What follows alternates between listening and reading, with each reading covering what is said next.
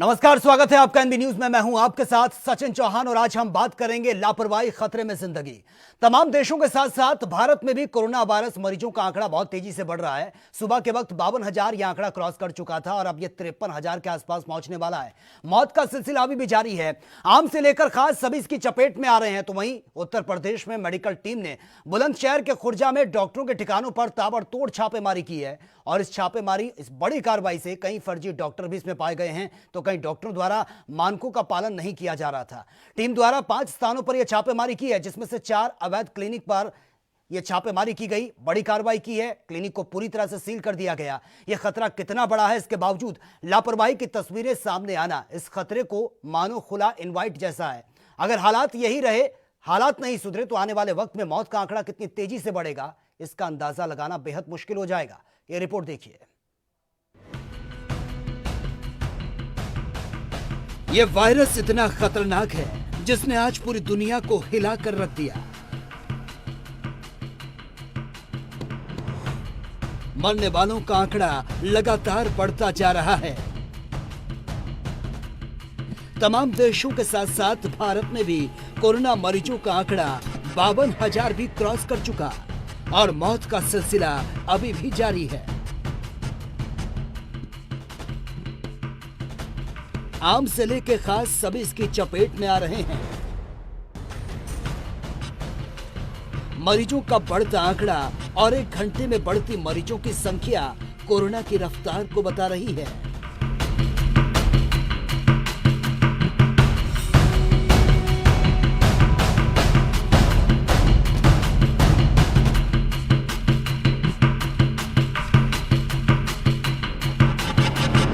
इस वायरस की रफ्तार इतनी तेज है कि एक बॉडी से दूसरी बॉडी में बहुत जल्द ही ट्रांसमिट हो जाता है और एक कोरोना का मरीज कम से कम 100 लोगों को इफेक्ट कर सकता है।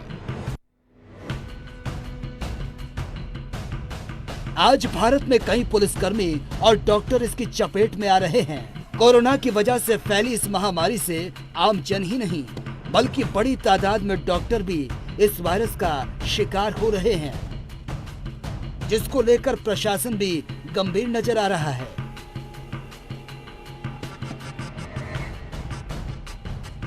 मेडिकल टीम ने बुलंदशहर के खुर्जा में डॉक्टरों के ठिकानों पर ताबड़तोड़ छापेमारी की।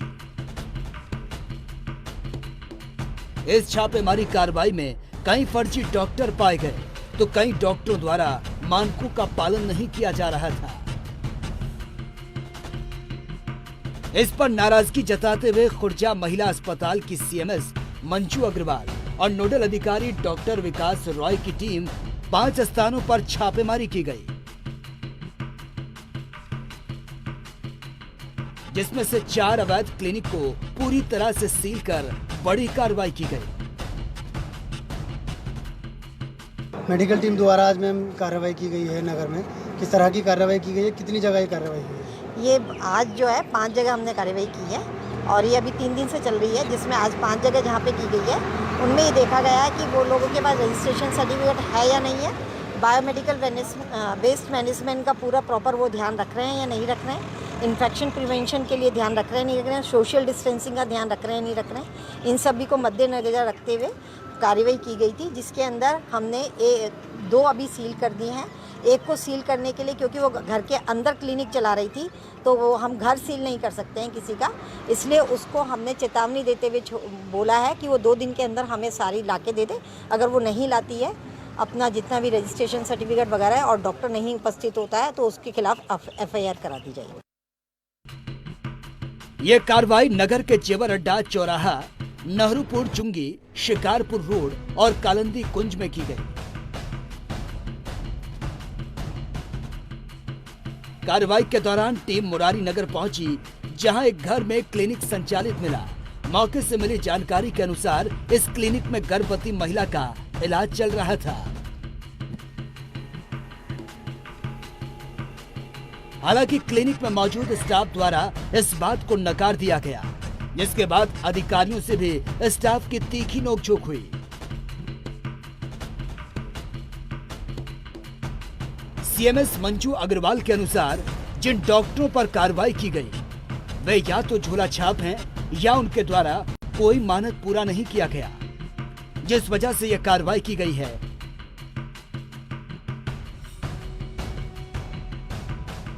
मेडिकल टीम द्वारा इस तरह की कार्रवाई 3 दिन से लगातार जारी है। आज इस वायरस ने पूरी दुनिया को झकझोर कर रख दिया।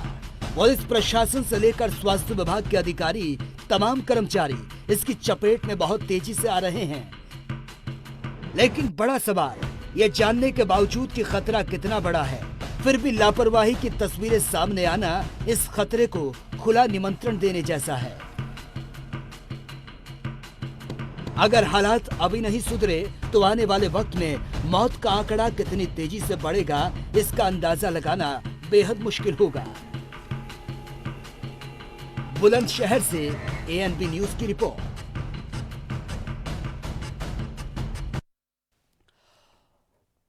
तो ये तस्वीरें आपने देखी, बार बार कहा जा रहा है कि खतरा कितना बड़ा है। अगर आप सावधानी नहीं बरतेंगे तो ये आपकी ही जान पर भारी पड़ जाएगा, और आपकी जान के साथ साथ आपके पूरे परिवार और फिर उसके बाद पूरे देश को भुगतना होगा। क्योंकि हमारे पास अब वक्त नहीं है कि हम इस पर विचार विमर्श करें। बार बार ये कहा जा रहा है कि सावधानी बरतिए, आपकी सुरक्षा ही देश की सुरक्षा है और आप इससे घर बैठे ही जंग लड़ सकते हैं। लेकिन अब तमाम जो डॉक्टर्स हैं वो भी इसकी चपेट में आ रहे हैं।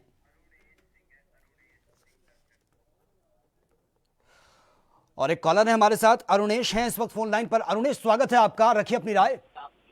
सर, मैं सतना जिले के मझगांव जनपद से बात कर रहा हूं, जो अधिकतर ग्रामीण इलाका है सर। जी जी, स्वागत है सर आपका। यहाँ सर तकरीबन दिल्ली, पंजाब सभी जगह से मजदूर आए हुए हैं। लाना भी चाहिए, उनको घर आना जरूरी है। लेकिन सर उनको होम क्वारंटाइन करने के बाद वो खुले घूम रहे हैं सर जी, सार्वजनिक स्थलों में। नहीं, लेकिन अरुणेश, जो मजदूर प्लान करके अपने घर पहुंच रहे हैं, सबसे पहली बात तो उनको गांव में घुसने नहीं दिया जा रहा है। अलग से उनके लिए जगह बनाई गई है कि वो होम क्वारंटाइन करें, लेकिन उनकी मॉनिटरिंग भी की जा रही है। इतनी बड़ी लापरवाही आप बता रहे हैं। मुझे लगता है शायद कल भी आपने कॉल किया था और इसी बात को लेकर आपने अपनी राय भी रखी थी कि सर ये समस्या हमारे गांव में है कि जो मजदूर आए हैं, बिल्कुल है जी जी, वो गांव में घूम रहे हैं। क्या आपने स्थानीय प्रशासन को अवेयर किया है या स्वास्थ्य विभाग की टीम को आपने बताया है? जी सर, सीएमओ बीएमओ मझगांव साहब को सामुदायिक स्वास्थ्य केंद्र के जो है उनको जानकारी दिए थे सर जी। उनकी तरफ से क्या रिस्पॉन्स आपको मिला है? उनकी तरफ से रिस्पॉन्स है, फोटो भेजिए। जी नहीं, फोटो आपने भेजी या उन्होंने आपको भेजी है? कि फोटो भेजिए हमारे पास। नहीं, लेकिन जो तमाम और लोग आपके गली में, गांव में रहते होंगे, क्या उन्होंने इसका विरोध नहीं किया है इन लोगों का कि ये इस तरीके से डायरेक्ट लोगों से घुल मिल रहे हैं, इनको तो अपने घर में रहना चाहिए? सर, जो पंचायत के जिम्मेदार अधिकारी उनसे सबसे बात की गई इस मामले में सर। वो बोल रहे हैं कि आप लोग ही कुछ करिए, गांव से इनको बाहर करवाइए, सब ऐसा वैसा करिए आप लोग। नहीं अरुणेश, इस तरीके का ट्रीटमेंट उनको नहीं करना है, ऐसा बिहेव आप नहीं करेंगे उनके साथ, क्योंकि वो लोग अपने घर आए हैं। आप थोड़ा समझाइए और पूरे गांव के जितने भी लोग हैं बैठकर थोड़ा सा विचार विमर्श कीजिए कि ऐसे लोगों के लिए उन्हें गांव से बाहर ना निकाला जाए, बल्कि एक उनके लिए ऐसी जगह बना दी जाए जहां पर वो 20-25 दिन वहां पर गुजारें। क्योंकि होम क्वारंटाइन की आप बात कर रहे हैं, उनको ये कहा गया है तो वो गांव में ही रहें, लेकिन गांव से कुछ अलग रहें, बाकी लोगों के बीच में ना आए। या आप बैठकर, जो आप पंचायत की भी आप बात कर रहे हैं, जो सरपंच आपके गांव के हैं, उनसे आप विचार विमर्श कीजिए। क्योंकि इन लोगों के खिलाफ अगर आप सख्त एक्शन लेंगे या उनको गांव से बाहर निकालेंगे तो ये मामला बहुत बढ़ सकता है और उन लोगों को भी अच्छा नहीं लगेगा। जी जी, बिल्कुल सर, बिल्कुल जी। तो कोशिश कीजिए आप, प्रशासन भी आपकी मदद करेगा। चलिए, बहुत बहुत शुक्रिया आपका अपनी राय तक पहुंचाने के लिए। कॉलर है हमारे साथ, धीरेन्द्र हैं। धीरेन्द्र, स्वागत है आपका, रखिए अपनी राय। धीरेन्द्र, स्वागत है आपका, रखिए अपनी राय। धीरेन्द्र, आप मुझे सुन पा रहे हैं? हेलो धीरेन्द्र, आपको मेरी आवाज मिल पा रही है?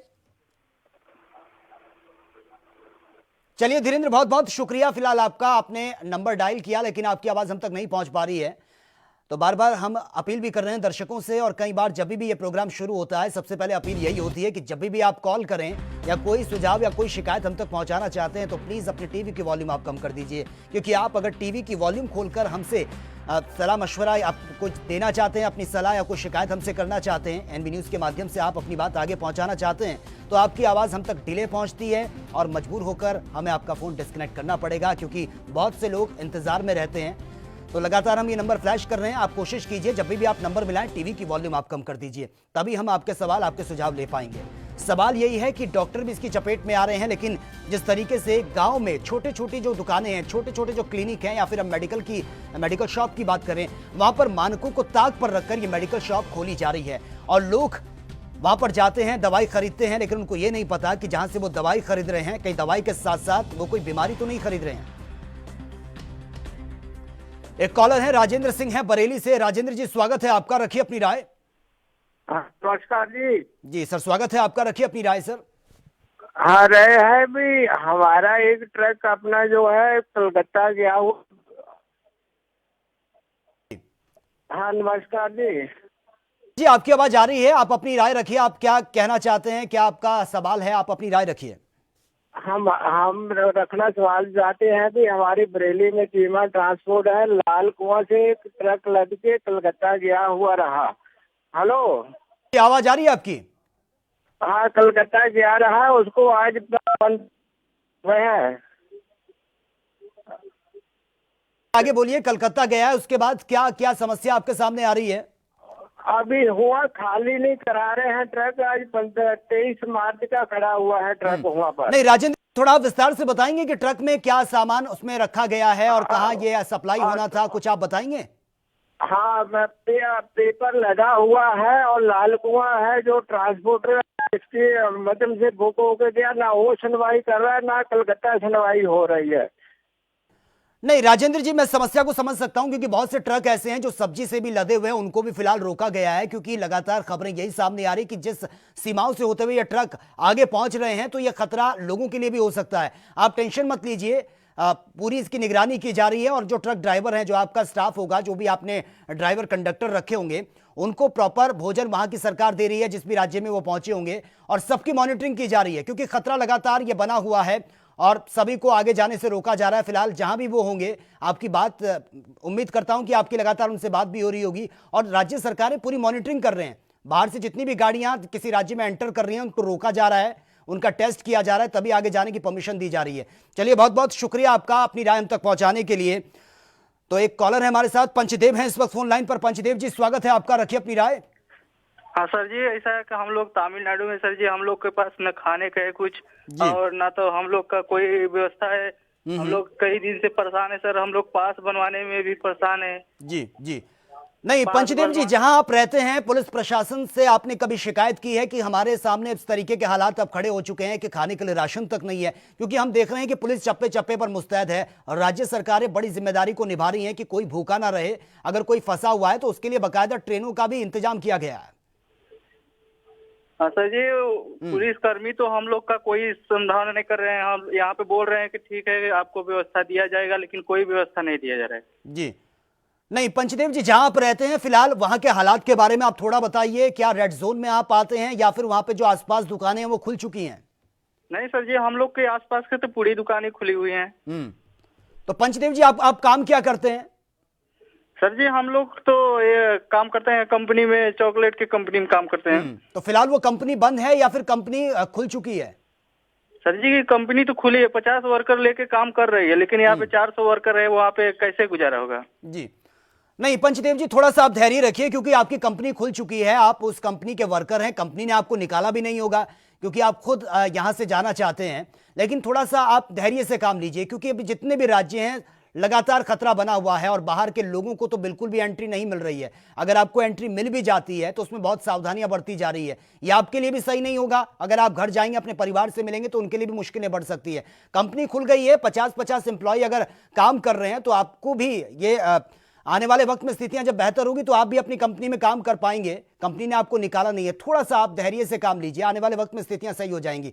चलिए, बहुत बहुत शुक्रिया पंचदेव जी आपका, अपनी समस्या हम तक पहुंचाने के लिए पूरी कोशिश कर रहे हैं। लोग इस वक्त भी तंगहाली की जिंदगी जी रहे हैं। आलम यह है कि कंपनियां तो भले ही खुल चुकी हैं, कामकाज शुरू हो चुका है, लेकिन फिर भी बहुत से ऐसे लोग हैं, क्योंकि ये गाइडलाइन जारी कर दी गई है कि जो भी कंपनियां खुली हैं वो भारी तादाद में स्टाफ को नहीं रख सकती, उनको कम स्टाफ को रखना होगा। इस वजह से लोगों को परेशानी का सामना करना पड़ रहा है।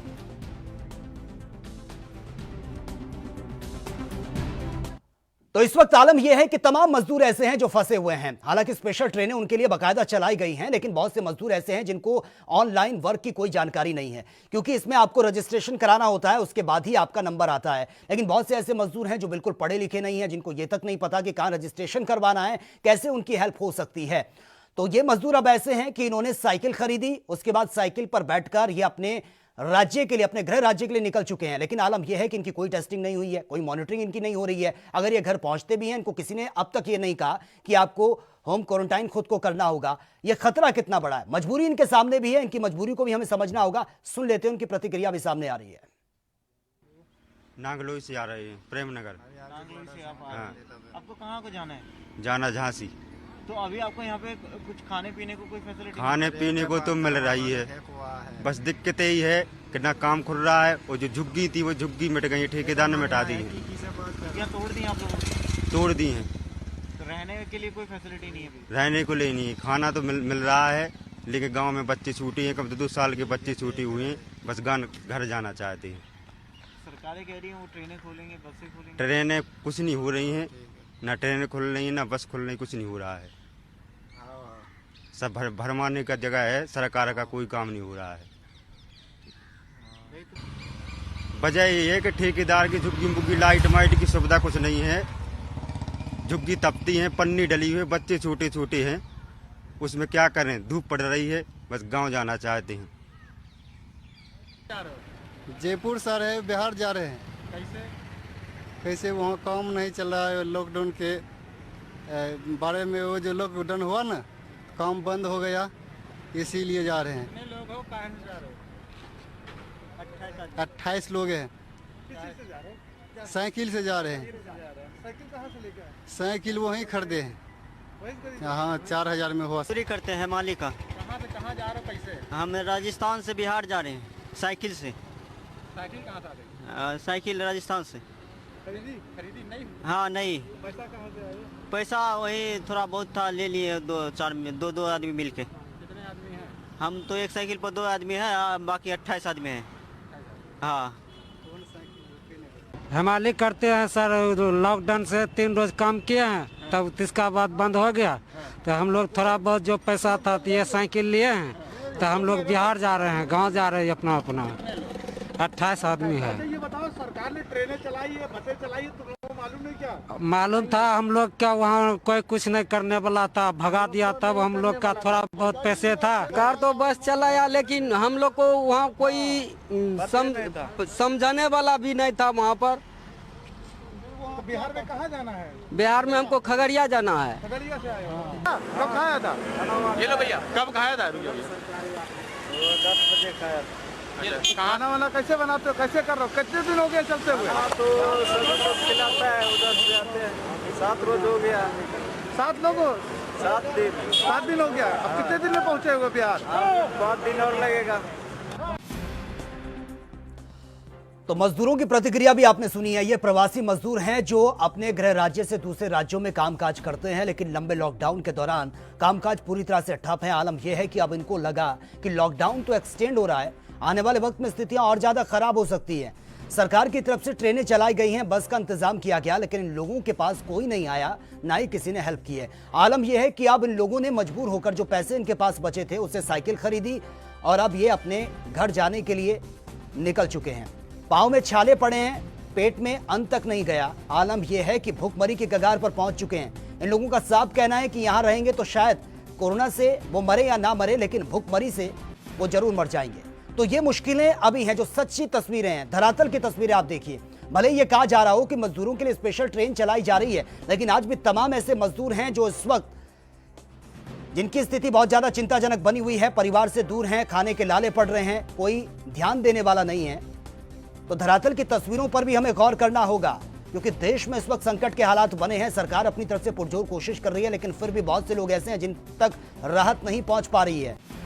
एक कॉलर है हमारे साथ, विवेक हैं इस वक्त मुंबई से। विवेक, स्वागत है आपका, रखिए अपनी राय। जी नमस्कार सर। यहाँ पे सर कोई सुविधा नहीं है जाने के लिए गाँव में। नहीं विवेक, आप मुंबई से बात कर रहे हैं। मुंबई में इस वक्त क्या कुछ हालात बने हुए हैं, आप मुझसे बेहतर जानते होंगे, क्योंकि लगातार जो आंकड़े बढ़ रहे हैं और जो खबरें सामने आ रही हैं, डराने वाली खबरें सामने आ रही हैं। जी सर, यहाँ पे तो काफी ज्यादा है। जी नहीं विवेक, आप मुंबई में रहते हैं, लेकिन आप कहाँ जाना चाहते हैं मुंबई से? जी हम उत्तर प्रदेश जाना चाह रहे हैं सर। जी, तो क्या दिक्कतें आपके सामने आ रही हैं? सर यहाँ पे पहली बात तो खाने के लिए कुछ व्यवस्था वैसा नहीं है, और पैसे भी बच्चे लोग। जी विवेक, रखिए अपनी बात।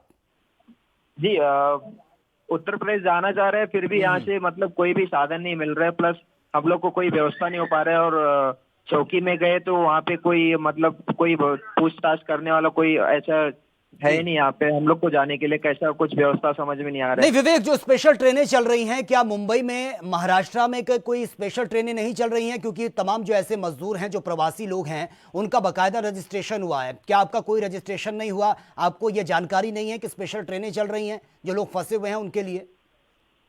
नहीं, फंसे हुए ठीक है, चल रहा है, लेकिन हम लोग जब भी जा रहे हैं वहाँ पे कुछ राय लेने के लिए, तो वहाँ पे कोई भी नहीं बता रहे कि ऐसा क्या हो रहा है। कुछ वहां से बोल रहे भीड़ मत मचाओ, चलो भाग जाओ इधर से, बस यही समझ में आ रहे लोग को।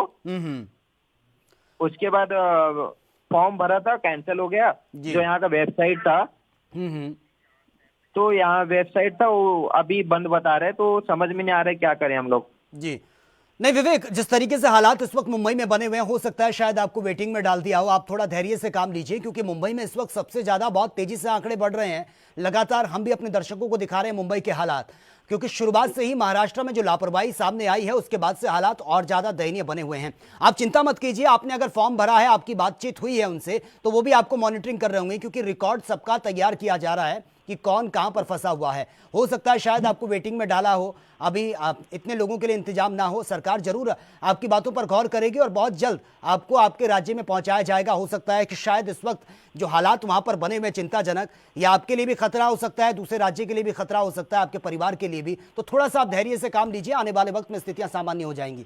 चलिए, बहुत बहुत शुक्रिया विवेक आपका, हमें कॉल करने के लिए, अपनी राय हम तक पहुंचाने के लिए। एक कॉलर है हमारे साथ, निशांत है इस वक्त फोन लाइन पर। निशांत, स्वागत है आपका, रखिए अपनी राय। सत श्री अकाल निशांत सर, मैं निशांत सिंह बोल रहा हूँ पंजाब तो।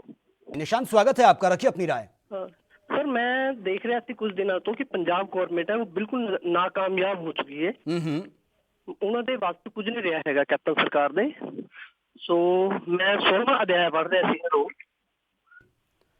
हेलो नहीं निशांत, आपको किन क्या क्या आपके पास पॉइंट है ऐसे जो आपको लगता है कि सरकार ने बिल्कुल भी अब तक कोई काम नहीं किया है? आपने कहा कि मैं बहुत निराश हूं, बहुत डिसअपॉइंट हूं, सरकार की तरफ से कोई अब तक कठोर कदम या इस तरीके के कदम नहीं उठाए गए हैं ताकि लोगों को राहत मिल सके। क्या आपको लगता है? थोड़ा आप बताइए, कुछ गिनाइए जो आपके पास पॉइंट है। सेंटर तो आ रही ने फैसिलिटीज वो प्रोवाइड ही नहीं हो रही, आगे जा ही नहीं दिया जी। सो कि कहना पा रहे कि ये सरकारां सिर्फ अपने खजाने भर रही ने और कुछ नहीं कर रही या राजनीति कर रही, और कुछ नहीं हो रहा जी। निशांत, किस किस तरह की फैसिलिटीज की आप बात कर रहे हैं? क्योंकि हम देख रहे हैं कि सरकार शुरुआत में बहुत अच्छा काम कर रही थी, श्रद्धालुओं के आने के बाद स्थितियां और ज्यादा बिगड़ती भी नजर आ रही है, और अब तो जो शराब, अब होम डिलीवरी का बार बार जिक्र हो रहा है, उसको लेकर भी लोग सवाल उठा रहे हैं। थोड़ा विस्तार से बताइए। नहीं देखो, ये जड़ा शराब की गल है नहीं, ये मेरे ख्याल फैसला बहुत ज्यादा गलत है जी। सो हुण जो सोचना चाहिए जी, वो जड़े लोग ने जो जनता को बारे सोचना चाहिए जी, ताकि सरकार को अपने खजाने के बारे सोचना चाहिए। बिल्कुल निशांत, आपको लगता है कि राज्य सरकार बिल्कुल भी ध्यान नहीं दे रही है, सिर्फ अपना खजाना भर रही है, अपना हित चाह रही है? चलिए, आपकी राय हो सकती है निशांत, आपकी जो भी समस्या आगे पहुंचाने की हम पूरी कोशिश करेंगे। तो पंजाब के लोग काफी डिसअपॉइंट हैं, क्योंकि हालात ये हैं कि जो श्रद्धालु हैं उनके आने के बाद से स्थितियां बहुत ज्यादा बिगड़ी हैं, और इसको लेकर भी पंजाब सरकार पर सवाल खड़े हो रहे हैं। सवाल यह भी है कि सरकार ने पहले सावधानियां क्यों नहीं बरती, और इतनी ज्यादा तादाद में श्रद्धालु कैसे पंजाब में एंटर हो गए, जो कि महाराष्ट्र के नांदेड़ से पंजाब में आए हैं।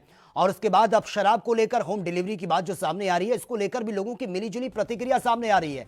लोगों का कहना है कि घर में राशन तक नहीं है, और जो एसेंशियल चीजें हैं उन पर ध्यान देना चाहिए था सरकार को, लेकिन होम डिलीवरी करके सरकार अपना जो राजस्व है वो कमाना चाहती है। आम लोगों की जिंदगी से कोई मतलब नहीं है। ये तमाम तरीके की प्रतिक्रिया या आरोप लोगों की तरफ से सामने आ रहे हैं, तो इससे साफ समझा जाता है कि जो सरकार है वो कितनी गंभीर है, और लोगों का नजरिया अब सरकार के प्रति क्या हो चुका है। एक कॉलर है हमारे साथ, अशोक कुमार हैं इस वक्त दिल्ली से। अशोक, स्वागत है आपका, रखिए अपनी राय। हेलो, हाँ सर जी। अशोक, स्वागत है आपका, रखिए अपनी राय। हाँ जी सर, कोडरमा जंक्शन में फंसा हुआ हूँ।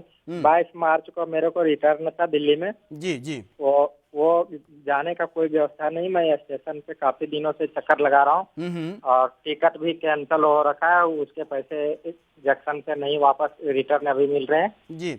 और मेरे को वहाँ पहुँचना है, वहाँ बच्चे वगैरह सब वहाँ पे दिल्ली में है मेरे, और मैं अकेला इधर 16 मार्च से इधर हूँ जी। नहीं अशोक, आप अभी दिल्ली में ही हैं, और आपका परिवार जो है वो भी दिल्ली में ही फंसा हुआ है? मेरा परिवार दिल्ली में है, मैं कोडरमा में हूँ। अच्छा, जहां पर आप रहते हैं फिलहाल वहां के क्या कुछ हालात बने हुए हैं, थोड़ा विस्तार से आप बताएंगे क्या? लगातार वहां पर केस सामने आ रहे हैं, रेड जोन में आप नहीं, हैं? यहाँ जहाँ रह रहे हैं यहाँ कोई केस सामने नहीं आ रहा जी। तो अब जो स्पेशल ट्रेनें चल रही हैं, क्योंकि हम देख रहे हैं कि लॉकडाउन 3 के बाद से काफी रियायत सरकार की तरफ से मिली है, गाड़ियां चल रही हैं, हम देख रहे हैं कि सड़कों पर व्हीकल्स नजर आ रहे हैं, बाकायदा ट्रेनें भी चल रही हैं, अब क्या दिक्कत आपके सामने आ रही है? सर। दिक्कत वही है, हमें कोडरमा जंक्शन से हमें जाने दिल्ली, तो यहाँ से कोई ट्रेनें नहीं जा रहे हैं, तो कैसे जाएं दिल्ली? दिल्ली में बच्चे और पूरे परिवार हैं वहाँ। नहीं, अशोक कुमार जो स्थानीय प्रशासन है उससे आपने बात की है कि सर ये दिक्कतें हैं, मुझे जाना है, स्थितियां सामान्य है यहाँ पर, तो मुझे क्यों रोका गया है? उनकी तरफ से क्या कुछ रिस्पॉन्स मिल रहा है?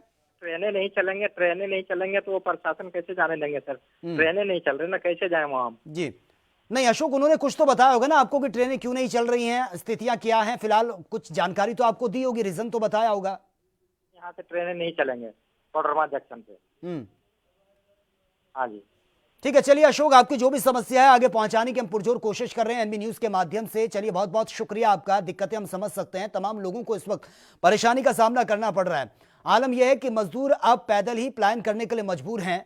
भले ही स्पेशल ट्रेनों का बार बार जिक्र हो रहा है, लेकिन वो ट्रेनें सभी लोगों को नहीं मिल पाई हैं, सभी लोगों ने ट्रेन में सफर नहीं किया है। बहुत से ऐसे मजदूर हैं जिन्होंने अब साइकिल खरीदी है और उसके बाद वो अपने घर की तरफ निकल पड़े हैं। ये आप तस्वीरें देखिए, ये वो मजदूर हैं जो कई किलोमीटर सफर तय करके अपने गृह राज्य की तरफ जा रहे हैं, लेकिन सवाल सुरक्षा को लेकर भी है। ना तो इनकी कोई मॉनिटरिंग हो रही है, ना चेहरे पर कोई मास्क है, ना कोई प्रिकॉशंस है।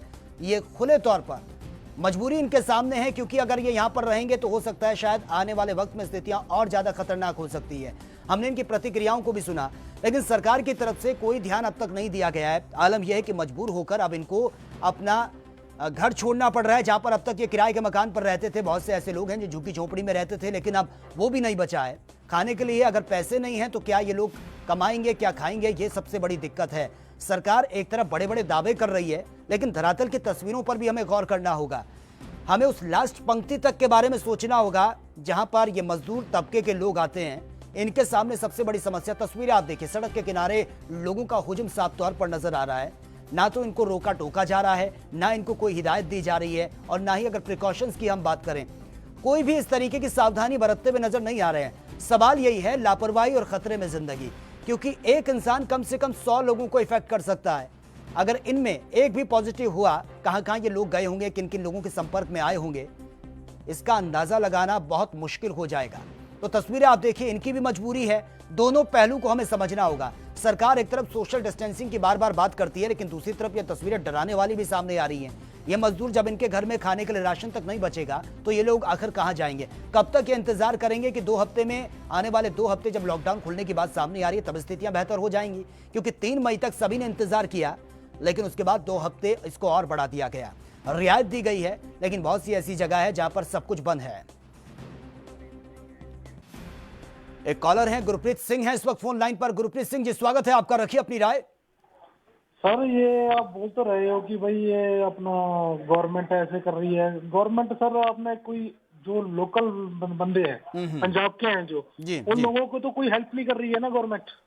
ठीक है, अभी ये मैं वीडियो आपका देख रहा हूँ, चैनल मेरा ऑन है, तो उसमें देख रहा हूँ कि आप गरीब लोगों का बोल रहे हो, तो ये बंदों के लिए ये 2-2, 25-25 का ये साइकिल कहाँ से आया ये लोगों के पास?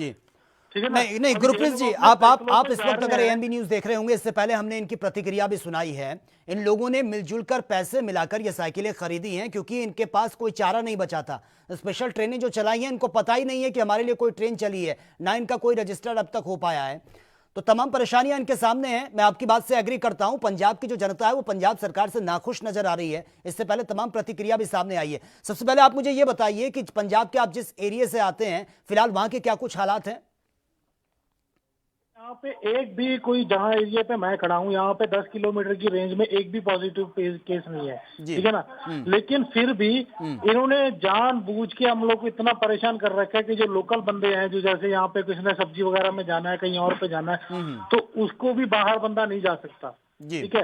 जबकि जो दुकानें मड़ी हुई थोड़ी ओपन होती है तो वहाँ पे किसी को बंदा कोई फोन कर देता, वहाँ पे पुलिस आ जाती है। अच्छा, तो बंदा कोई अपनी सब्जी भी करियाना लेने के लिए नहीं, तो सामान वगैरह परचून का नहीं, सामान है, वो भी लेकिन नहीं ले गुरप्रीत जी, आपको मैं रोकना चाहूंगा। पुलिस उन लोगों को रोक रही टोक रही है जो भीड़ वहां पर लगा रहे हैं, क्योंकि अगर आप जा रहे हैं सब्जी खरीद रहे हैं, आप 2 लोग खड़े हैं, डिस्टेंस का पालन कर रहे हैं, तो पुलिस आपको नहीं रोकेगी। मतलब ही नहीं है सर।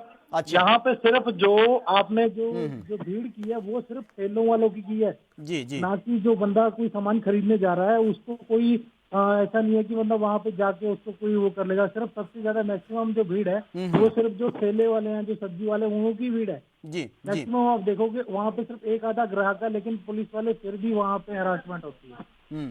ठीक है, कोई भी एक चीज की कोई उनको की कोई मतलब, हम लोग लोकल रहने वाले बंदे हैं तो हम लोगों को किसी चीज की सहूलियत नहीं मिली हम लोगों को आज तक। ठीक है, 60 दिन हो चुके हैं लॉकडाउन में, और मैं काम करता हूँ कैब का, ओला में काम करते हैं हम लोग टैक्सी गाड़ी में। ठीक है, ओला वाले ने भी हमारी कोई हेल्प नहीं किया, ना कोई उबर वालों ने। ठीक है, लेकिन कुछ भी नहीं है। ठीक है, इतनी सिचुएशन हो चुकी है, और लोकल अपना पंजाब के बंदों को तो उठा ले गवर्नमेंट, जो बाहर से प्रवासी वाले बंदे हैं उनको तो बात अलग हुई, जो लोकल बंदे हैं यहाँ के हैं उनको भी नहीं हेल्प कर रही है। मतलब ये जो कांग्रेस है, ये कांग्रेस तो खत्म है एकदम। ठीक है ना जी, आज लगा लो कल लगा लो, ये तो खत्म होगी कांग्रेस तो पंजाब में सर। ठीक है, और उसके ऊपर व्हाट्सएप में आ रही है कि जो गवर्नमेंट है, मतलब को जो अब सेंट्रल गवर्नमेंट है, एक पॉजिटिव बंदे को 3 लाख रुपए दे रही है। तो ये बात सही है क्या? नहीं, ये कोई ऐसा औपचारिक ऐलान अब तक नहीं हुआ है, और इसकी पुष्टि हम नहीं करते। एएनबी न्यूज इसकी कतई पुष्टि नहीं करता है। ये जो व्हाट्सएप के माध्यम से और सोशल मीडिया के माध्यम से जो खबरें आती हैं, पहले उनको आप बहुत अच्छे से फिल्टर करें, तभी आप उनको आगे फॉरवर्ड करें या लोगों को आप कन्विंस करें। मैं भी आपसे यही अपील करूंगा, एएनबी न्यूज आपसे यही अपील करेगा कि आप ऐसे भ्रामक खबरों पर बिल्कुल ध्यान ना दें। कोई भी औपचारिक ऐलान होता है तो लगातार न्यूज चैनल्स आप भी देखते होंगे, ब्रेकिंग फ्लैश हो जाती है, लोगों को अवेयर किया जा रहा है। तो ऐसी किसी भी भ्रामक खबरों पर आप ध्यान ना दें, क्योंकि यह भड़काने की कोशिश होती है, क्योंकि लोग बहुत ज्यादा उतावले हो जाते हैं। ऐसा कुछ भी नहीं है। अगर ऐसा होगा तो सबसे पहले आप तक खबर पहुंचेगी। आप किसी भी सोशल मीडिया की किसी भी वीडियो, किसी भी अपडेट पर आप ट्रस्ट मत करें जब तक आप उसको पूरी जांच पड़ताल नहीं कर लेते। चलिए गुरप्रीत जी, बहुत बहुत शुक्रिया आपका हमसे जुड़ने के लिए। तो लगातार जो खबरें सामने आ रही हैं, पंजाब की जनता पंजाब सरकार से नाखुश नजर आ रही है। आलम यह है कि उनका साफ कहना है कि सरकार सिर्फ और सिर्फ टैक्स बढ़ाने के नाम पर वाहवाही लूट रही है, टैक्स बढ़ा रही है, अपना राजस्व वो बढ़ा रही है, लेकिन आम जनता के बारे में बिल्कुल भी ध्यान नहीं दिया जा रहा है। तो लोगों की समस्या है, सरकार को इस पर ध्यान देना होगा। जब राज्य की जो जनता है वही नाखुश नजर आएगी तो आने वाले वक्त में स्थितियां और ज्यादा खराब हो सकती हैं। तो बहुत जरूरी हो जाता है कि सरकार इस पर भी ध्यान दे। एक कॉलर है हमारे साथ, राजन है अमृतसर से। राजन, स्वागत है आपका, रखिए अपनी राय। हेलो जी राजन, स्वागत है आपका, रखिए अपनी राय। सर, मेरे को आपसे बात पूछना है जी। एक तरफ तो सरकार बोल रही है कि आप काम पे जाओ ना जाओ तो आपको पेमेंट मिलेगी। तो सर, लेकिन मैं तो 1.5 महीने से काम पे जा रहा था। जी जी। तो जो कंपनी वाले हैं उन्होंने एकदम से बोल दिया नहीं जाना, आपने काम पे आना, और पैसे भी नहीं दे रहे हमको। नहीं तो राजन, आप किस कंपनी में काम करते हैं? किस कंपनी में आप काम करते हैं? थोड़ा आप कंपनी के बारे में विस्तार से बताइए। उसका नाम है एडवांस कोटी। नहीं, तो आपने कब तक वहां पर काम किया और कितना पेमेंट आपका हो चुका है, और कंपनी की तरफ से अब क्या रिस्पांस मिल रहा है आपको? 3 साल से काम कर रहा हूँ, लेकिन मेरे को 1.5 महीना हो गया वो काम किया, जो उन्होंने पैसा एक भी नहीं दिया। जी, तो फिलहाल जो कंपनी है आपकी बंद है या खुल चुकी है? जी नहीं, जो कंपनी है आपकी वो खुल चुकी है, काम उसमें शुरू हो चुका है या अभी भी बंद है? सर, काम जो बाकी दूसरे उनके वर्कर कर रहे हैं, लेकिन जहाँ पे हम काम करते हैं वहाँ से हमको निकाल दिया उन्होंने। जी, नहीं, निकालने का रीजन तो आपने पूछा होगा ना, क्या कोई केस वहां पर पॉजिटिव पाए गए थे, या जिस तरह से उस कंपनी को पूरा सील कर दिया गया है? अरे कंपनी भी सील नहीं हुई, फोन नहीं उठा रहे हमारा, फोन बंद कर दिया उन्होंने। जी, ठीक है राजन, आपकी कोई भी समस्या है, सबसे पहले आप कोशिश कीजिए, जो स्थानीय प्रशासन है आप उनसे कांटेक्ट कीजिए कि इस तरीके की परेशानी हमारे सामने आ रही है, और अब आलम यह है कि जो कंपनी है वो सही रिस्पांस नहीं दे रही है। तो जरूर स्थानीय प्रशासन आपकी मदद करेगा, और हम भी पूरी कोशिश कर रहे हैं कि आपकी जो भी ये दिक्कतें हैं, परेशानी हैं, हम आगे पहुंचा रहे हैं ताकि इस पर गौर किया जाए और जल्द से जल्द इस समस्या का समाधान हो सके। चलिए राजन, बहुत बहुत शुक्रिया आपका अपनी राय तक पहुंचाने के लिए। तो लोगों के सामने दिक्कतें ये भी आ रही हैं कि जिस कंपनी में वो काम करते थे उस कंपनी की तरफ से कोई भी रिस्पांस नहीं मिल रहा है। हालांकि हम देख रहे हैं कि लंबे समय से कंपनियां बंद थी, घाटे में चल रही हैं, लेकिन ये पहले ही क्लियर हो चुका है कि आप इस तरह से किसी भी एम्प्लॉय को प्रताड़ित नहीं करेंगे। अगर कोई क्राइसिस है तो उनको प्यार से समझाया जा सकता है, क्योंकि तमाम दिक्कतें सबके सामने हैं। लोगों की जो प्रतिक्रिया सामने आ रही है, सबसे बड़ी बात तो यह है कि राज्य सरकार के ही खिलाफ लोगों में गुस्सा भरा हुआ है। और उसके बाद जो ये कदम उठाया गया है शराब की होम डिलीवरी का, उसके बाद से लोगों में गुस्सा और ज्यादा बढ़ता हुआ नजर आ रहा है। तो लगातार हम नंबर ये फ्लैश कर रहे हैं। अगर आपकी कोई भी राय, कोई भी सुझाव, कोई भी शिकायत है तो आप इन नंबर पर कॉल कर सकते हैं। लोगों के सामने इस वक्त दिक्कतें हैं। आलम यह है कि तमाम बड़े बड़े दावे और वादे तो किए जा रहे हैं, लेकिन धरातल पर तस्वीरें ऐसी नजर नहीं आ रही हैं। संकट की घड़ी है और सबके सहयोग की बात भी सामने आ रही है। एक कॉलर है हमारे साथ, राजेश हैं इस वक्त फोन लाइन पर दिल्ली से। राजेश, स्वागत है आपका, रखिए अपनी राय। राजेश जी, स्वागत है आपका, रखिए अपनी राय। हाँ सर, मैं दिल्ली से राजेश प्रजापति बोल रहा हूँ। जी सर, स्वागत है आपका, रखिए अपनी राय। सर, मेरी राय यह है, दिल्ली के मुख्यमंत्री जी ने कह दिया है कि दिल्ली में कोरोना वायरस से लड़ना सीखे। अच्छा। तो मैं दिल्ली वालों को संदेशा देना चाहता हूँ जी जी कि सोशल डिस्टेंस का प्रयोग करें। सरकार जो है इस ओर कोई ध्यान नहीं देगी जी। दिल्ली की जनता को हमें खुद ही इस कोरोना वायरस से लड़ना होगा और सोशल डिस्टेंस का प्रयोग करना होगा जी। और बिना जरूरी काम के घर से बाहर ना निकले। मैं यही विनती आपसे करता हूँ दिल्ली वालों से। दिल्ली वालों से क्या, मैं देश भर से विनती करता हूँ। बिल्कुल राजेश जी, लेकिन आपको ये भी समझ में आ गया होगा कि जो मुख्यमंत्री हैं अरविंद केजरीवाल, उन्होंने क्यों ये स्टेटमेंट दिया है? क्योंकि उनके हाथ में कुछ नहीं है अब। इसके पीछे रीजन क्या लगता है आपको कि क्यों इस तरीके से हालात बेकाबू हो गए हैं? देखिए, ये किसको जिम्मेदार मानते हैं? केंद्र सरकार, देखिए केंद्र सरकार की भी कमी रही है कि जहां 40 दिन 45 दिन लॉकडाउन रखा सख्ती के साथ, उसी प्रकार से जो है दिल्ली के अंदर क्या हर राज्य में रखना चाहिए था। लेकिन जो हर राज्य सरकारों ने जो ढील दी है, ये बहुत गलत किया है सरकारों ने। राज्य सरकारों की भी थोड़ी कमी रही है, उन्हें भी सख्ती से लागू पालन करना चाहिए था। जी नहीं राजेश जी, लेकिन जो लॉकडाउन था उस बीच में लोगों को बहुत ज्यादा परेशानी हो रही थी। उनको कहा गया था कि घरों से बाहर ना निकले, लेकिन उसके बावजूद भी लोग घरों से बाहर निकल रहे थे। वो अपने घरों तक जाने के लिए अपने गांव जा रहे हैं। वो उस स्थिति में जा रहे हैं जब ये कहा जा रहा है कि इतना बड़ा संकट देश के सामने है, फिर भी लोग नहीं मान रहे हैं। अब इसमें सरकार क्या कर सकती है? तो उन्हीं का खामियाजा तो लोगों को भुगतना पड़ रहा है। जो दिन पे दिन कोरोना वायरस फैल रहा है और लोगों को दिक्कत हो रही है। बेचारे जो कोरोना वायरस के जो सेवा कर रहे हैं, उनकी जान को आफत आ रही है। वो बेचारे परेशान हो रहे हैं कि वो तो चाहते हैं कि इसी तरह से वायरस कम हो, लेकिन हमारी आम जनता नहीं मान रही है। तो मैं सभी देशवासियों से एक बार फिर रिक्वेस्ट करूंगा कि कोरोना वायरस से थोड़ा सा सोशल डिस्टेंस बना के रखें। बिल्कुल राजेश जी, आप दिल्ली से बात कर रहे हैं क्योंकि मुख्यमंत्री अरविंद केजरीवाल का स्टेटमेंट आपने भी सुना होगा, क्योंकि हेल्थ को लेकर वो लगातार बुलेटिन जारी करते हैं, अपडेट भी लेते हैं कि किस तरीके के हालात बने हुए हैं। उन्होंने खुद इस बात का जिक्र किया था कि जहां पर लापरवाही बढ़ती जा रही है दिल्ली में, वहां पर बहुत तेजी से आंकड़ा बढ़ रहा है, और जहां पर लोगों ने सावधानी दिखाई वहां पर रेड जोन ग्रीन जोन में कन्वर्ट हो गया। आप मानते हैं इस बात को? तो मुझे नहीं लग रहा है, क्योंकि पेशेंट बढ़ रहे हैं, तो मुझे तो नहीं लगता कोई ग्रीन जोन हुआ है अभी तक। नहीं, ये दिल्ली सरकार का मानना है कि जहां पर लोगों ने सावधानी से काम लिया है वहां पर वो सेफ हैं, उनको छूट भी दी गई है वहां पर। जी, ये तो बहुत अच्छी बात है। मैं तो फिर मैं वही तो दिल्ली के लोगों से भी नहीं, लेकिन अब हमें ये समझना होगा राजेश जी कि सबके सहयोग की जरूरत है, क्योंकि अब किसी पर आरोप प्रत्यारोप लगाने से काम नहीं चलेगा। क्योंकि आप ये कह रहे हैं कि इस वायरस के साथ हमें जिंदगी कैसे जीनी है, अब हमें ये सोचना होगा। ऐसा भी बिल्कुल नहीं है, अभी भी वक्त है हमारे पास। सावधानी अगर हम इसी वक्त से बरतेंगे, लोगों को ज्यादा से ज्यादा अवेयर करेंगे, तो आने वाले वक्त में भले ही वक्त लगेगा थोड़ा, लेकिन आने वाले वक्त में स्थितियां बेहतर हो सकती हैं। अभी भी हमारे पास वक्त है, क्योंकि सरकारों ने हिम्मत नहीं हारी, डॉक्टरों ने हिम्मत नहीं हारी, पुलिस प्रशासन मुस्तैदी से खड़ा है, तो हम कैसे हिम्मत हार सकते हैं?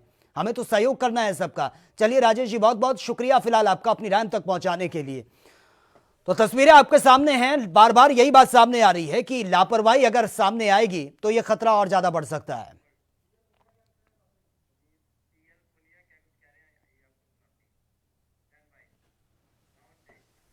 तो चलिए पीएल पुनिया वो क्या कुछ कह रहे हैं, आइए सुन लेते हैं। अब केवल जिसकी ट्रैवल हिस्ट्री है उस तक सीमित नहीं है, ये उससे आगे बढ़ के सोसाइटी में फैलना शुरू किया है। और वो ये तभी रुक सकता है जब हम व्यापक पैमाने पे टेस्टिंग करें, उसके लिए ज़रूरी है। और जो इकोनॉमी को, बिजनेस को दिल्ली में ओपन अप किया जा रहा है, उसको हमको स्वयं एक डिसिप्लिन के अंदर रह के जो लॉकडाउन नॉर्म्स हैं उसको फॉलो करते हुए रहना चाहिए। तभी ये मैं समझता हूँ कि जीत होगी, दिल्ली की जीत होगी, हमारी अपनी जीत होगी। हम अपने खुद सुरक्षित रहेंगे, सब लोग सुरक्षित रहें तो दिल्ली भी सुरक्षित रहेगा। सर वहीं पर अगर आरोप करें तो जिस तरीके से कांग्रेस पार्टी ने ये इशू को रेज किया है, कहा है कि ये सेफ नहीं है, सिक्योर नहीं है, वहीं पे गवर्नमेंट ने कहा है कि देयर इज नो ब्रीच, कैसे देखते हैं इस चीज को सर? देखिए, जो आरोग्य सेतु कहा है कि सब लोग इसको अपलोड करें, जुड़े उसके साथ में। हमने भी किया है, ज़्यादातर लोगों ने किया है, लेकिन ये अपने में सही है कि जो डेटा इकट्ठा किया जा रहा है वो किस हाथ में है, कैसे जा रहा है। एक प्राइवेट कंपनी इस पूरे आरोग्य ऐप को हैंडल कर रही है, वो जो कलेक्टेड इन्फॉर्मेशन है वो कहाँ लेके जाएंगे, किस तरह से इस्तेमाल होगा। जो राइट टू प्राइवेसी जो कि सुप्रीम कोर्ट ने फंडामेंटल राइट के रूप में दिया है, उसके ऊपर सीधा सीधा हमला है, इसमें कोई डिनाई नहीं कर सकता। भारत सरकार ने सब प्रिकॉशन रखे होंगे, मैं मानता हूँ, कोई जानबूझ के नहीं करेगा, लेकिन जो टेक्नोलॉजी में इनहेरेंट है वो चीज़ तो साफ है कि डेटा कहीं भी ले जाके इस्तेमाल किया जा सकता है। सर वहीं पे अगर अब बात करें, नेता नवजोत सिंह सिद्धू ने अपने ही पार्टी को टारगेट किया। तो कांग्रेस नेता पीएल पुनिया को आप सुन रहे थे, उन्होंने भी चिंता जताई है। दिल्ली का उन्होंने जिक्र किया है कि सावधानियां बढ़ती जा रही है और इस लॉकडाउन का पालन हम सबको मिलकर करना होगा, तभी इस महामारी से निपटा जा सकता है। एक कॉलर है, राजेश खन्ना है जालंधर से। राजेश जी स्वागत है आपका, रखिए अपनी राय। राजेश जी स्वागत है आपका, रखिए अपनी राय सर। हाँ जी सर, नमस्कार जी। नमस्कार सर, रखिए अपनी राय। मैं ये कहना चाहता हूँ, इन्होंने जो अपने ठेके को खोल दिए, मतलब इनको ठेके खोलने का इंतजाम भी देखना चाहिए था। या तो आप होम डिलीवरी कर देते जी, वो अच्छा था। ये खोलने से तो और मारामारी बढ़ेगी। ये जो दुश्मन है अदृश्य है। जी जी। नहीं राजेश खन्ना जी, पंजाब में होम डिलीवरी ही हो रही है शराब की। में ठेके खुल गए हैं जी। ठेके तो खोल दिए इन्होंने अपने फायदे के लिए जी। आम आदमी का तो सोचा नहीं, मिडिल क्लास तो वैसे ही मर रहा है, मिडिल क्लास का कोई ध्यान नहीं इनको जी। गरीब आदमी तो गवर्नमेंट भी सहायता कर रही है। राजेश खन्ना जी, आपको लगता है कि पंजाब सरकार उतनी गंभीरता से काम ले रही है जितनी गंभीरता से लेना चाहिए? क्योंकि यह संकट बहुत बड़ा है और हमने देखा कि श्रद्धालु जो नांदेड़ से, महाराष्ट्र के नांदेड़ से पंजाब में एंटर कर चुके हैं, वो भी सबसे बड़ा खतरा बने हुए हैं। आपको लगता है कि शुरुआत से सरकार बहुत गंभीर है पंजाब सरकार? हाँ जी, गंभीर नहीं है इसके प्रति। पंजाब सरकार बिल्कुल गंभीर नहीं है। जी जी। हाँ जी। तो क्या आप कहना चाहेंगे, क्या सुझाव, क्या सलाह देना चाहेंगे पंजाब सरकार को, ताकि आने वाले वक्त में स्थितियां बेहतर हो सके? इसके प्रति केयर की जाए पूरी। जी। लोगों को जागरूक तो हो ही गए हैं लोग, मगर ये जो ढील दे रहे हैं, ज्यादा से ज्यादा 10 दिन और ऐसा ही कर देते, ठेके ना खोलते तो फिर क्या कौन सी आफत आ गई थी। जी बिल्कुल राजेश खन्ना जी, लेकिन तमाम लोगों की प्रतिक्रिया ये भी सामने आ रही है कि तमाम तरीके की जो स्ट्रिक्ट बढ़ती जा रही है, हम लोग घर से बाहर नहीं निकल पा रहे हैं, हमको कुछ राशन तक हमारे घर में नहीं पहुंच रहा है, कामकाज पूरी तरह से ठप है, और आप कह रहे हैं कि बहुत ज्यादा अब इस लॉकडाउन को स्ट्रिक्ट कर देना चाहिए। अब मतलब अब किस तरीके से अब चलना होगा सरकार को? का मतलब 8-8 घंटे ठेके खोल दो, वो ठीक है, घंटा 2 घंटे का रिलैक्सेशन दे दे और पूरा ध्यान रखे। जी जी ठीक है, चलिए राजेश जी बहुत बहुत शुक्रिया फिलहाल आपका अपनी राम तक पहुंचाने के लिए। कॉलर है हमारे साथ, राजेश चौहान है फोन लाइन पर। राजेश चौहान जी स्वागत है आपका, रखिए अपनी राय। नमस्कार सर। जी नमस्कार सर, स्वागत है आपका, रखिए अपनी राय। सर मैं गाजियाबाद लोनी से बोल रहा हूँ, और सर यहाँ पे प्राइवेट कंपनियां बहुत सी बंद कर दी गई है गवर्नमेंट की, जैसे हमारे मोदी साहब ने कहा है, लेकिन यहाँ पे क्या है कि कोई कंपनी सहयोग करने के लिए तैयार नहीं है। हम 1.5 महीने से घर पे बैठे हुए और कंपनी की तरफ से कोई सहयोग नहीं है कि भाई हम, जैसे मोदी सरकार ने कहा था कि प्राइवेट कंपनियां बहुत सी पैसे देगी सभी वर्कर को, लेकिन यहाँ पे कोई इस तरह की कोई सुविधा नहीं है। और हमारे यहाँ पे जो प्रधान है वो भी सभी ने मना कर दिया कि भाई ये सरकार की तरफ से कोई ऐसा मतलब योजना नहीं है, क्योंकि हमारा जो आधार कार्ड है वो हमारे सहारनपुर से अटैच है, सहारनपुर जिला, ठीक है। ये इन्होंने, यहाँ के प्रधान ने ये बात कही कि भाई जहाँ का तुम्हारा आधार कार्ड है वहीं पे जो राशन वासन मिलेगा वहीं से मिलेगा, और यहाँ से कोई ऐसी सुविधा नहीं है। नहीं राजेश चौहान जी, आप प्रवासी मजदूर हैं, जिस तरीके से आप प्रवासी हैं यहाँ पर, लेकिन उनकी मदद सरकार कर रही है। जहाँ पर आप रह रहे हैं स्थानीय प्रशासन मदद कर रहा है। ऐसा कोई रूल नहीं है कि अगर आप बाहर से आए हैं तो आपको राशन वहीं से मिलेगा जिस राज्य से आप बिलोंग करते हैं। ऐसा नहीं है, संकट की घड़ी में सब मदद कर रहे हैं। ये आपको किसने कहा है? ये सर ऐसा कुछ नहीं है सर, ऐसा हमारे प्रधान ने मना कर दिया साहब। कह रहे हैं कि यहाँ से कोई सहयोग नहीं होने का, जहाँ से तुम हो वहीं से तुम्हें मिलेगा राशन, यहाँ से कुछ नहीं मिलेगा। नहीं राजेश जी, आप इस वक्त कहां पर हैं? क्योंकि आपने कहा कि आप यूपी से बिलोंग करते हैं। इस वक्त आप कहां पर हो और किस तरीके की परेशानी आपके सामने आ रही है? सर हमारे पास रहने के लिए जो पैसे हैं जो वो भी नहीं है हमारे पास, जो कोई खर्चा करना। बच्चे हमारा 8 महीने का, और यहाँ पे बहुत दिक्कत आ रही है हमें कि बच्चे के लिए सारी सुविधा भी, दूध भी, इसके लिए खाने के लिए, अपने लिए भी दिक्कत है। पैसा ही नहीं है जो था। नहीं राजेश जी, आप इस वक्त दिल्ली में हैं क्या? जी दिल्ली से फिलहाल में करनाल पे आए हुए अपनी बहन के पास। यहाँ पे हमारे पास पैसे नहीं है। उन्होंने भी ये कह दिया कि हाँ हमारे पास तुम्हारे इतना खर्चे तुम्हारा उठाए अपना उठाए। जी बिल्कुल राजेश जी, आपकी समस्या बहुत गंभीर है। परिवार के साथ हैं, आपने बताया कि एक छोटा बच्चा भी आपके साथ है, लेकिन स्थानीय प्रशासन के पास आप जाइए। आपने स्थानीय प्रशासन के सामने अपनी बात रखी है? जी। तो क्या रिस्पांस मिला है स्थानीय प्रशासन की तरफ से? रेस्पॉन्स जी, हम वहाँ एसडीएम के पास गए थे, वहाँ से वहाँ कोई बोला नहीं। उन्होंने कोई ये कहा कि यहाँ पे तो है नहीं एसडीएम साहब, आप हमारा हेल्पलाइन नंबर फोन करो। हेल्पलाइन नंबर फोन किया तो वहाँ से कोई रेस्पॉन्स नहीं मिला। वहाँ से कोई रिस्पॉन्स नहीं मिला है? ठीक है राजेश चौहान जी, आपकी समस्या बहुत गंभीर है। आगे पहुंचाने की हम पूरी कोशिश कर रहे हैं एनबी न्यूज के माध्यम से, ताकि आपकी समस्या का समाधान हो सके। बहुत बहुत शुक्रिया फिलहाल आपका हमें कॉल करने के लिए, अपनी समस्या हम तक पहुंचाने के लिए। तो दिक्कतें लोगों के सामने बहुत ज्यादा हैं। एक तरफ हम ये कह रहे हैं कि सब कुछ बहुत सामान्य चल रहा है, सब तक हेल्प पहुंच रही है, लेकिन धरातल की तस्वीरों पर अगर हम नजर डालें तो बहुत से मजदूर ऐसे हैं जिनको ट्रेन का कोई मदद नहीं मिली है। वो पैदल ही चल रहे हैं या फिर साइकिलों से लंबा सफर वो तय कर रहे हैं। बहुत से लोग ऐसे हैं जिनके घर में राशन तक नहीं है। बहुत से ऐसे भी हैं जो फैक्ट्रियों में काम करते थे। ये तो कह दिया गया है कि कंपनी या फैक्ट्री की तरफ से उनका पूरा वेतन दिया जाएगा, लेकिन कंपनियां बंद हो चुकी हैं, फोन का कोई रिस्पॉन्स नहीं मिल रहा है और पैसे खत्म हो चुके हैं। तो इसकी तरफ भी सरकार को ध्यान देना होगा। लगातार मुश्किलें बढ़ती जा रही हैं, आने वाले वक्त में स्थितियां और ज्यादा चिंताजनक बन सकती हैं। तो लगातार ये नंबर हम फ्लैश कर रहे हैं। आपकी कोई भी शिकायत हो, आपका कोई भी सुझाव हो, तो आप हम तक पहुंचा सकते हैं।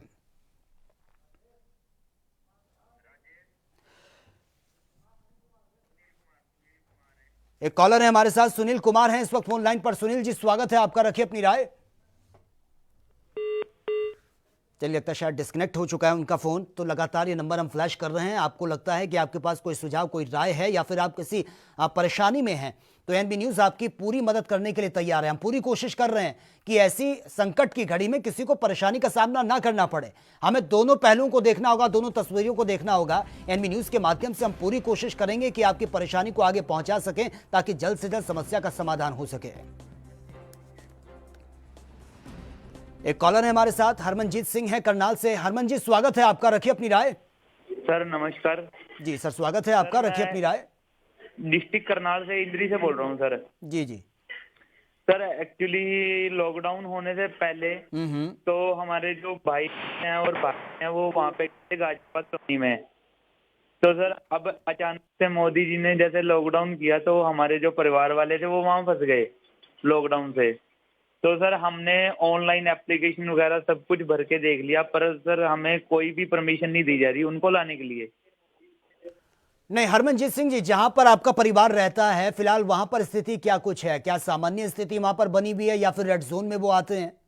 सर ग्रीन जोन है यहाँ पे, अभी तक एक भी पॉजिटिव नहीं मिला सर। नहीं हरमनजीत जी, मैं पंजाब की बात नहीं कर रहा हूं, मैं उस जगह की बात कर रहा हूं जहां पर आपका परिवार रहता है।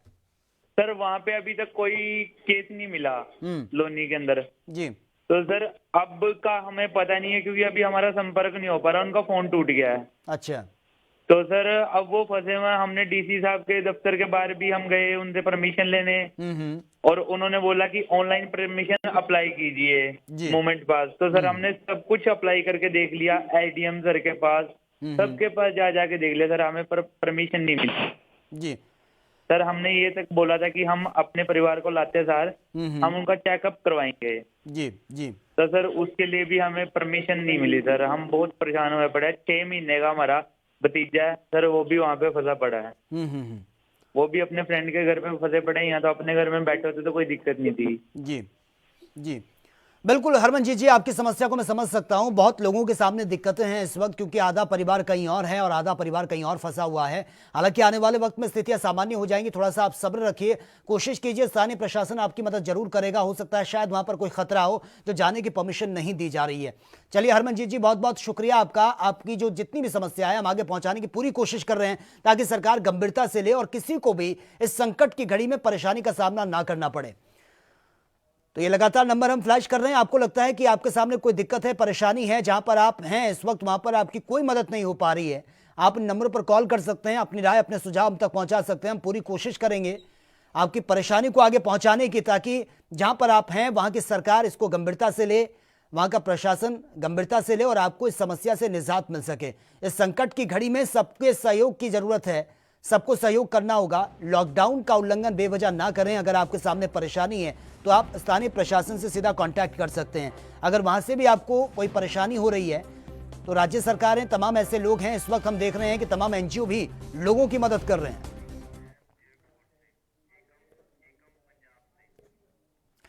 एक कॉलर हैं, एकम है इस वक्त पंजाब से हमारे साथ फोन लाइन पर। एकम जी, स्वागत है आपका, रखिए अपनी राय। सर जी, हमारी कोई मदद नहीं हो रही सर अब तक। नहीं एकम जी, आप पंजाब से बात कर रही हैं। पंजाब के कौन से एरिया से आप बात कर रहे हैं? जी सर। पंजाब की आप एग्जैक्ट लोकेशन बताइए जहां पर आप रहती हैं। जीरकपुर से है सर, हम जीरकपुर से बैठे हैं, हम सर किराए पे बैठे हैं। हमारी अब तक कोई मदद नहीं हो रही, ना कोई सिलेंडर की, ना कोई अकाउंट में कोई पैसा सरकार ने डाला। अब तक को कुछ नहीं आ रहा, बोलते कि अकाउंट में पैसे डाले हैं, हमारे तो कुछ भी नहीं सर अभी तक आया, ना कोई मदद मिल रही है हमें। हम परेशानी आपके सामने है। क्या स्थानीय प्रशासन, पुलिस प्रशासन के पास आप गई हैं कि हमें ये दिक्कतें हो रही हैं, हमारे घर में राशन तक नहीं है? कुछ भी नहीं पहुंचाया गया सर हमारे घर पे। नहीं, आपने अपनी बात, अपनी शिकायत की है पुलिस प्रशासन के पास आप गई हैं? क्योंकि पुलिस चप्पे चप्पे पर मुस्तैद है और हम देख रहे हैं कि पुलिस लोगों के घरों तक राशन भी पहुंचा रही है। क्या आप पुलिस के पास गए हैं? हमारा एक सिलेंडर खत्म होता है, एक हफ्ता हम तड़पते रहे खाना बनाने के लिए। हमने पुलिस को भी इंक्वायरी की और उन्होंने भी कोई मदद नहीं की हमें। जी ठीक है, चलिए एकम जी, आपकी जो भी समस्या आगे पहुंचाने की हम पूरी कोशिश कर रहे हैं एनबी न्यूज के माध्यम से, ताकि जल्द से जल्द समस्या का समाधान हो सके। फिलहाल बहुत बहुत शुक्रिया आपका हमसे जुड़ने के लिए। तो लोगों के सामने बहुत ज्यादा दिक्कत है, हमें दोनों तस्वीरों पर गौर करना होगा। भले ही सरकार ये कह रही हो कि हर गरीब, हर लास्ट पंक्ति तक मदद पहुंचाई जा रही है, लेकिन धरातल पर तस्वीरें इससे बिल्कुल उलट हैं। आलम यह है कि लोगों के घरों तक राशन नहीं पहुंच रहा है। बहुत से ऐसे लोग हैं और बहुत से ऐसे लोग भी हैं जो इसका फायदा भी उठा रहे हैं। तो दोनों तरफ पे हमें गौर करना होगा, ताकि हर शख्स तक राशन पहुंच सके, किसी को परेशानी का सामना ना करना पड़ सके। एक कॉलर है हमारे साथ मध्य प्रदेश से, राम साय हैं। राम साय जी, स्वागत है आपका, रखिए अपनी राय। सर, हमने अपना जो रजिस्ट्रेशन है वो कराया था समूह में, लेकिन हमारा ना मैसेज नहीं आया और लोगों का आ गया है जी। तो उसके लिए क्या करें हम जाने की? नहीं राम साय जी, अगर आपको लगता है कि आपने रजिस्ट्रेशन करवाया था, आपका नाम नहीं आया है, तो उसमें हेल्पलाइन नंबर भी लिखे होंगे जो रजिस्ट्रेशन फॉर्म आपने भरा होगा। हाँ, तो आपने उस हेल्पलाइन नंबर से हेल्प ली है? आपको बताया ऐसे कि हमने फॉर्म भरा था और अब तक हमें कोई रिस्पांस नहीं मिला है?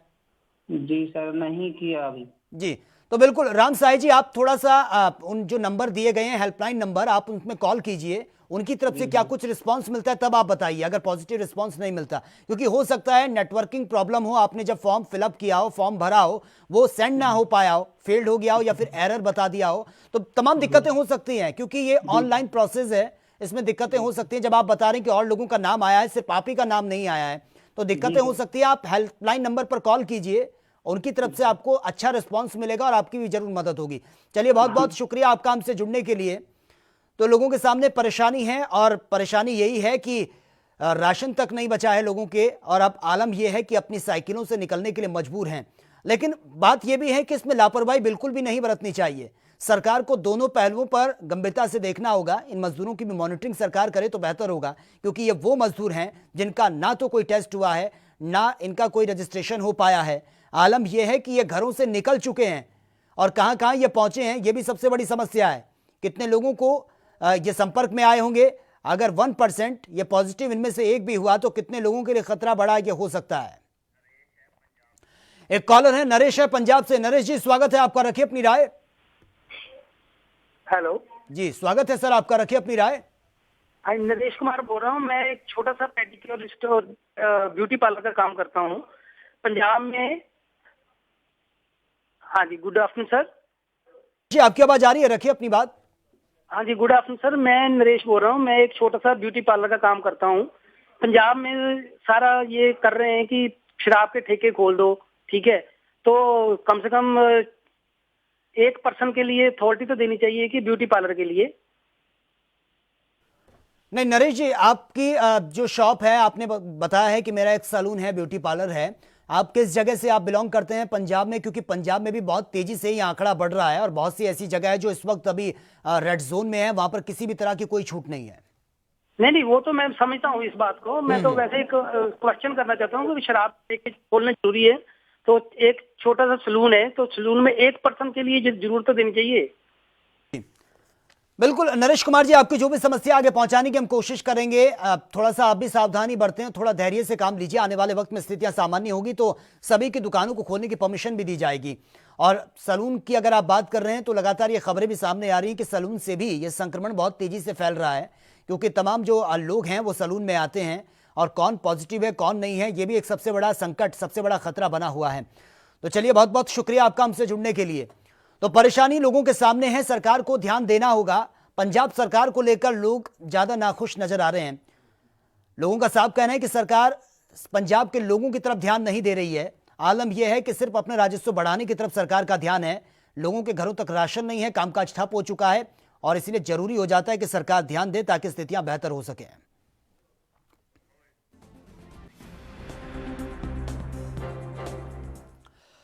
तो आज हमने रिपोर्ट आपको दिखाई, तमाम प्रतिक्रिया भी सामने आई है। लापरवाही खतरे में जिंदगी, क्योंकि अगर आप लापरवाही बरतते हैं तो वाकई सबके लिए, सबकी जिंदगी खतरे में पड़ सकती है। परेशानी लोगों के सामने है। भले ही हम ये कह रहे हो कि सरकार पूरी कोशिश कर रही है और लास्ट पंक्ति तक पूरी मदद पहुंचाने की सरकार की कोशिश जारी है, लेकिन हमें यह भी देखना होगा कि बहुत से ऐसे लोग हैं जिनको परेशानी का सामना करना पड़ रहा है। बहुत से ऐसे मजदूर हैं जिनको स्पेशल ट्रेन की कोई मदद नहीं मिली है, कोई बसों की सुविधा उनको नहीं मिली है, अपनी साइकिल से ही अब वो घर जाने के लिए मजबूर हैं। बहुत से पंजाब के ऐसे लोग हैं जो पंजाब की सरकार से नाखुश हैं। सरकार को उन लोगों की तरफ भी ध्यान देना होगा कि आखिर कब तक वो घर में बैठे रहेंगे। अगर परेशानी उनके सामने है तो उनकी परेशानी पर गौर किया जाए ताकि जल्द से जल्द वो इस परेशानी से रिकवर हो सके। तो आप बहुत सावधानी से हमें चलना होगा, लापरवाही नहीं बरतनी होगी। और बार बार एनबी न्यूज के माध्यम से हम यही अपील कर रहे हैं कि सबके सहयोग से ही इस महामारी से लड़ा जा सकता है। तो फिलहाल मेरे साथ इतना ही। तमाम खबरों के लिए आप बने रहिए एनबी न्यूज के साथ। नमस्कार।